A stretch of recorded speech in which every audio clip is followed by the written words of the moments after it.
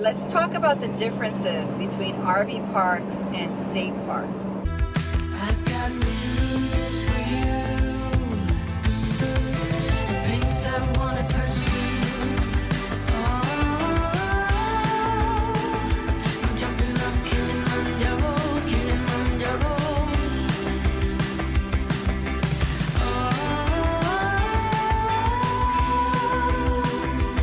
I've got the wind in my hair. Oh, Kilimanjaro. When I started RVing, I was always an RV park girl because I was a single girl with a kid. So RV parks for me were always what I went to. And I never really liked RV parks a lot because it's mostly like a parking spot. It depends. Some parks are worse than others. Some parks are literally a parking spot, one right next to the other. They try to get, the most bang for their buck, so they will put people together, one right next to each other. In some places, it's a premium to have a lot for RVers, and you're going to pay more, but they try to put as many spots as they can to fit during a certain season. So, but anyway, besides that, the RV parks is what I knew the most. I wasn't really into state parks. The first time I think I went to a state park, I was really annoyed that I was paying almost the same price that I paid for an RV park, and I didn't have really any amenities. Like, I didn't have a pool. I didn't have fancy showers. I didn't have a jacuzzi. So I was used to the resort lifestyle. And I'm not talking about the fancy schmancy resorts. I'm talking about pretty decent. Florida has some pretty good, you gotta admit, Florida does have some pretty good RV parks, because I've been to the ones up north, and they don't even have pools up there. You're gonna pay almost the same price that you pay in Florida for an RV park. And a lot of parks in Florida during the winter, they're heated pools. So, I mean, even during the winter time, you can go into pools. And you don't even have pools up north. So, that's a bummer. But for me, recently, my love of state parks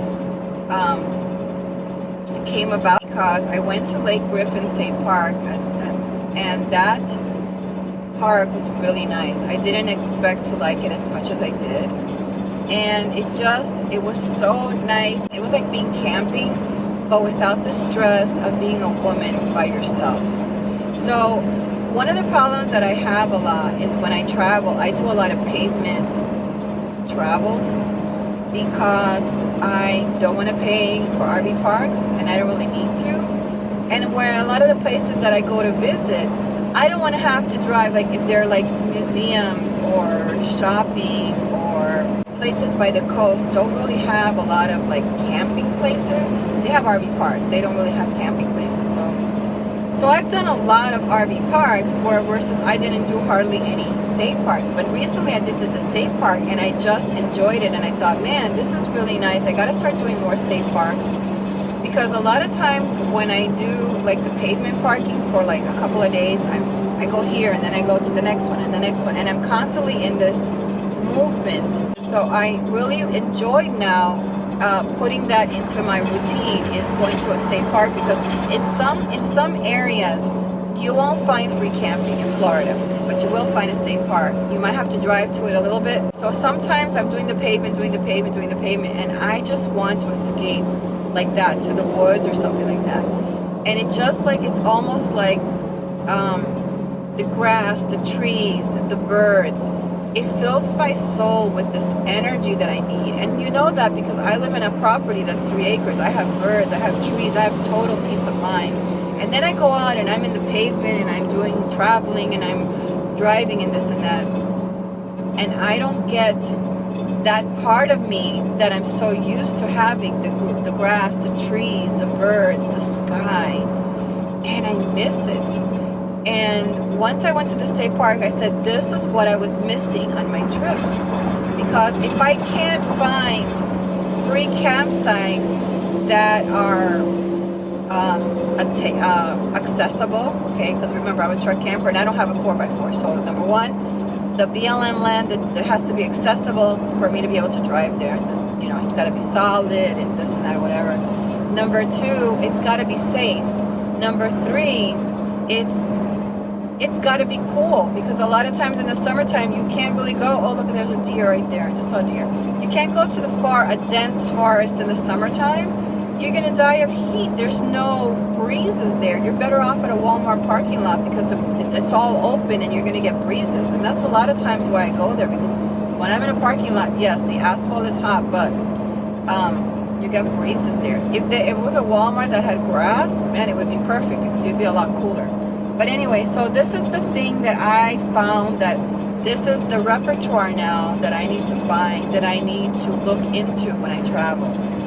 A lot of these state parks, no, they don't have Wi-Fi. They don't have Wi-Fi. But if you can do your Wi-Fi and your stuff before you get out there, you know, you can do a couple of days of pavement where you are going to a Starbucks, getting work done. Now you can actually go out and enjoy a day at a state park, get away from the pavement, get away from the hustle and bustle of the city, and still not be that far that you can't go see some stuff.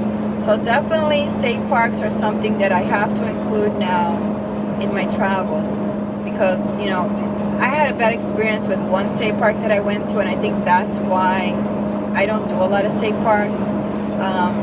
And it was during Christmas time, so it was really busy there. There was a lot of noise. Our kids were off of school, and there was no swimming pool, nothing to do, so I spent most of my time in the camper. There was a fire ban, so you couldn't light the stuff outside, and that park was a little bit too close together, and I had the bigger rig too, and it was really unlevel. There was a tree there. I mean, it was just so bad. I had such a bad experience there. That's why I never like really looked towards the state parks for traveling. But now for sure, when you watch me travel on this channel, you will see me incorporate a state park at some point in my travels, because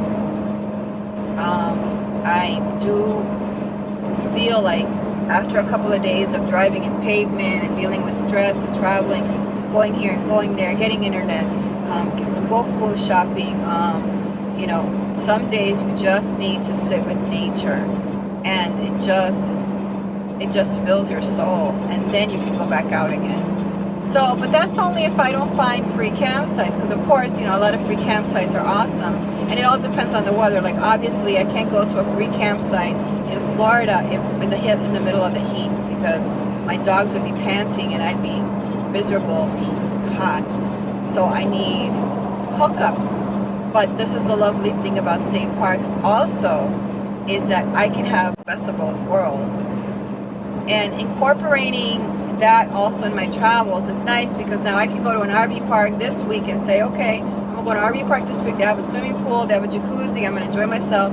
And then next week I can, you know, maybe I did a lot of traveling in the metropolitan area, and then all of a sudden I say, well, I need nature. I need to be in touch with nature. I need to bird watch. I need to do a hike. I need to walk a trail. I just need to get in touch with my soul. Let me go to a state park. So that's the beauty about balancing the both. The other thing that I do like about state parks a lot is that most state parks don't make you leave the park at 11 a.m. like most RV parks do. So they are perfect. They are perfect for from a Saturday to a Sunday overnight, because if you want to sleep in on Sunday, your exit, it most likely will not be till 1. But always check the park in advance, because maybe states are different in different parts. But the park that I went to here, she said, oh, you can, you know, you don't have to leave until 1 o'clock. And I thought, wow, tomorrow's Sunday, you mean I can sleep in? That is awesome, because usually I can't. I have to be out by 11 o'clock at an RV park.